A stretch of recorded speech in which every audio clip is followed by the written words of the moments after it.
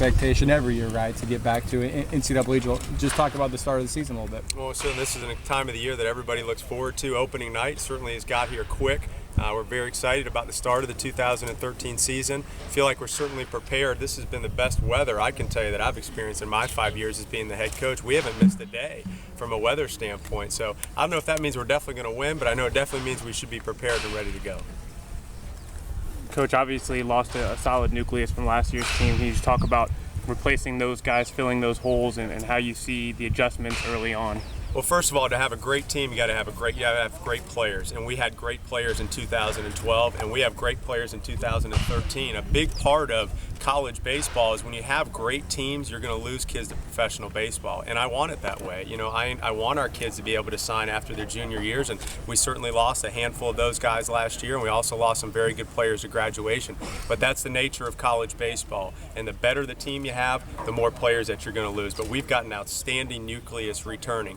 Listen, first and foremost, the number one goal of this baseball program is to get to the NCAA tournament every single year. It's not the ultimate goal. The ultimate goal is to get to Omaha, but it all starts with number one. And number one is to put this team in position to get to an NCAA regional. Because of the past success of these kids that have played here, it's the expectation. It's going to happen. It's just the norm now that we go to the NCAA regional. But just expecting it to happen, it doesn't mean sure that it will. We've got to work one day at a time to continue to get better. That 1-2 punch at the back end of the bullpen last year with Roman, Madrid, and Joe Rogers might have been the best in school history. I know that's a big question mark going into this year. Have you made any decisions on what you might do with that closer and setup role? I'll tell you this, going into the 2013 season, probably the number one thing we needed to get answered was the back end of the game. And I will tell you this, I think the combination of Roman, Madrid, and Joe Rogers was the best combination in the country. And I think a lot of professional scouts would tell you that. To have one righty, have one lefty, both drafted in the top 7 rounds speaks volumes. Opening weekend's a little bit different than some of the other weekends. And the reason is this, from a pitching standpoint, you're not going to have guys go that are more than approximately 90, 95 pitches.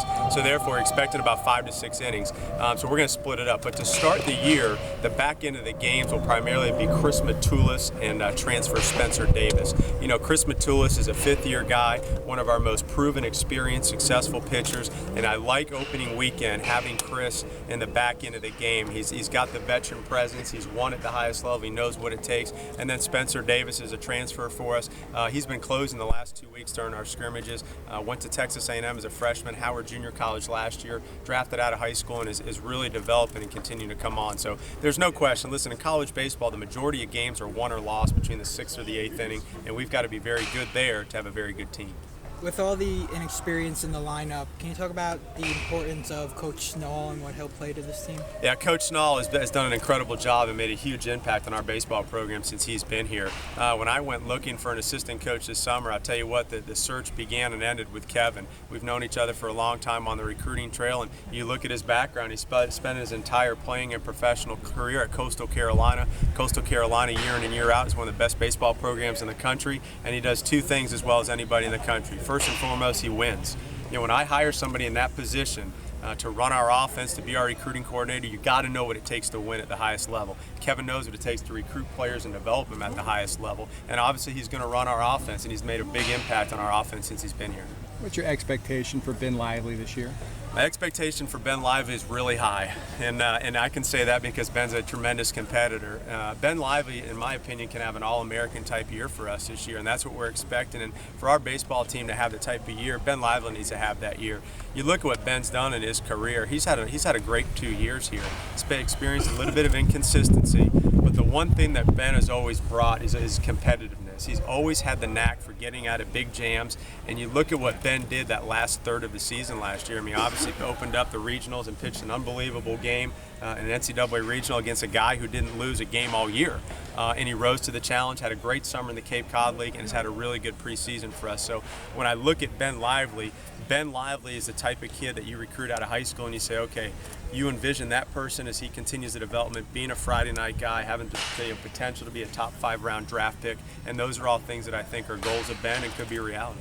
You talk about those Saturday and Sunday starters and what they did there on those jobs with Eric Skoglund on Saturday and newcomer Danny Davis on Sunday. Yep. Ben's going to start Friday. Eric Skoglund will start Saturday, and Danny Davis is going to start Sunday. All of those guys, first of all, we just talked about Ben. You know, Skog has done a great job for us. Skog, like a lot of freshmen, was up and down last year, but overall had a very good freshman year for us. Went up to the Cape Cod League this summer, had some good innings up there, and has had a really good fall and a really good preseason. Skog's the same guy. Was a good draft pick out of high school, out of Sarasota, and you can just look at him and see what's there. I mean, 6'5", 6'4", 6'5", tall, lanky body, left-handed.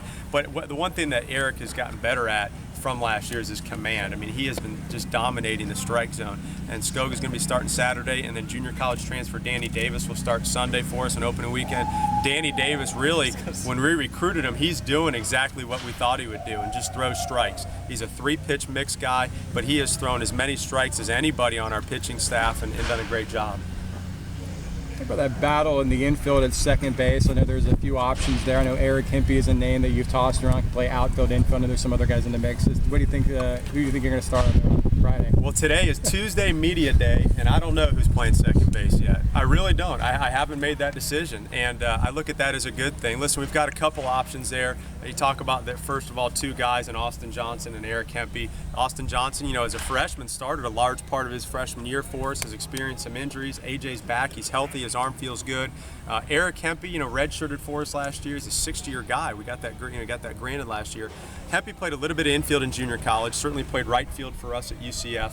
The one thing Eric Hempy does, he's going to hit. I mean, you talk about an All-American type year. I'm expecting an All-American type year out of Eric Hempy. We wanted to see if he could play second base. There's, you look at it, there's a lot of positives of that. Number one is it gives you an opportunity to open up a bat in the lineup, another one in the outfield. But Austin Johnson has also had a very good preseason for us and is 100% healthy. So, the one thing I'll tell you is this: you do like in the middle of the infield, you like to have some consistency. Obviously, we had Darnell Sweeney who played every day, except for one game in 3 years, so there's been consistency there. So, listen, I feel very good whether it's Hempy, Austin Johnson. Spencer Haynes does a good job for us defensively, so it's just really a matter. What I look at at second base, opening weekend, who is going to make the most routine plays, who will make the routine plays, and who's going to hit. That combination is what will be the best thing for us. It's the other middle part of the field with shortstop. You mentioned Sweeney, played there 3 years, didn't miss a game, and Ronnie Richardson at center. Who have you decided to take those roles? Tommy Williams is going to be starting shortstop for us. Tommy has definitely earned that. He played behind Darnell last year and, saw what it takes to play every single day. Tommy was a good draft pick out of high school with the Arizona Diamondbacks, turned down a lot of money to come to UCF.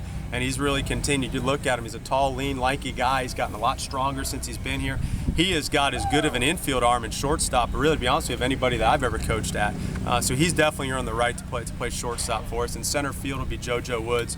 JoJo is, I tell you, that guy's a gamer. That's what he is. Obviously, he gives us a left-handed bat at the top of the lineup, the ability to steal some bases. But JoJo's a winner. He's a gamer. He always has been ever since high school. And all you have to do is look at our last game of the year last year. Came up and got that big home run down at the Coral Gables Regional and kept us in the mix. So JoJo will be in center for us. Has your approach changed with this team as opposed to last year? It was a more veteran team. They knew what they had to do. This year, there's a lot of guys kind of fighting for jobs, still learning on the fly. Every year's different. There's no question. Every year's different as a coach, and this year is different than last year. Listen, last year, nothing changes in the absolutes. Nothing changes. Nothing's ever going to change in the way I want kids to play the game. Nothing's ever going to change in the approach of it. But you're right. Last year we had some, I would say, some more, not proven players, but more experience of guys that played every day. So this year is a little bit more teaching, and it was a little bit more of a reminder that this is a new season. We had a great year last year. I'm proud of what they did. On paper is arguably the best and certainly one of the best seasons in school history. But it's a new year this year, and these guys have to understand that. I mean, all you have to do is look at the preseason polls. It looks like people aren't expecting a whole lot from us, and that's fine. It just means we got to keep getting better every day. Having that great season last year, one of the best in the school's history, was it to come this season, and you guys finished second in the conference last season against Rice. So how is it that you guys are going to bring sort of another key element in order to be the best in the conference? Well, I think it's just continued progress. That's the one thing that I'm probably most proud of as the coach, is that every year we've gotten better. Every year in the last 4 years, our win total has gotten more in Conference USA, and obviously we're ranked as high as 7th in the country, and the kids deserve all the credit. So if you continue that progression, then obviously the next logical goal would be to win an NCAA regional, because we were in the championship. So for us, I think the best thing that came out of last year is that, number one, it's the expectation. You can't replace experience. For a while, you're talking about the vision, and this is what it takes. We have a large group of newcomers, but we have got a great group of core players, pitchers and position players, that understand what it takes to compete at the highest level of college baseball. So I'm out there explaining it to them, but they understand what it's going to take every day. And listen, this is what the one thing I try to educate people on is this. We're certainly playing for championships. Everybody wants a ring. But what you're playing for is the opportunity to get to the NCAA regional. That is the #1 goal. And it's the #1 goal because you play 56 regular season games. That's how you get kids to show up every day. I mean, that's how we make our schedule. When we play Friday night Siena, we're not worried about Saturday. And then when we play Sunday, we're not worried about that game coming up on Tuesday either. Talk about this schedule a little bit. I know it starts right off. You got opening weekend against Siena, and then you get right into it. You got Florida coming to town next Tuesday. Got a tournament after that. Got South Florida the following Tuesday. Just kind of talk about the schedule, the importance of doing well early. A very challenging schedule. There's no question. A very challenging schedule, and we want it that way. Every year we make the schedule. Look, the schedule is made up really a couple years in advance for the most part, especially the early weekend. So the one thing is this. This year, our final year in Conference USA, every year Conference USA is ranked on the top 4 to 5 conferences in the country. So when you look at, you can check that box and say, okay, we'll be okay RPI-wise. Then we're in the state of Florida, and everybody that you play midweek in the state of Florida is good. Everybody's good, so you check that box. Now the third box is you got to win.